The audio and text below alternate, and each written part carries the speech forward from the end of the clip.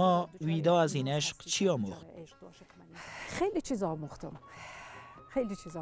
عشق چیزی بدی نیست. عشق خیلی آدم رو پخته میکنه و عشق واقعا به یاد آدم میده که انسان ها دوست داشتنی هستن و عمر خیلی زود میگذره و هر فصل میتونه عشق به وجود بیاره و با آدم تمرین ایره با آدم میده که دنبال عشق واقعی آدم بگرده. حالا که جدا شدین هنوزم دوستش داری؟ خیلی. او هم دوستم داره. خیلی دوست داریم هم دیگره. به حرمت تصوری که از عشق داشتیم ما هم دیگره دوست داریم. در حالی که با هم نیستیم؟ در حالی که با هم نیستیم. عاشقا میگن که عشق یک درد شدید استخوانسوز هم داره و این درد زمان شدیدتر میشه که میان دو دل باخته فاصله و یا هم جدایی به میان بیاید.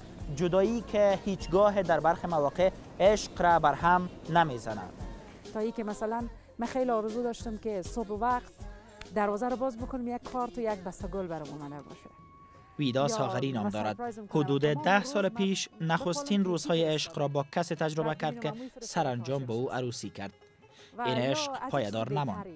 سرانجام به جدایی کشید و حالا این بانو به تنهایی زندگی می کند. جدایی زمان به خانه ساغری آمد که دو طرف فهمیدند که رابطه عاشقیشان بر اساس یک نیاز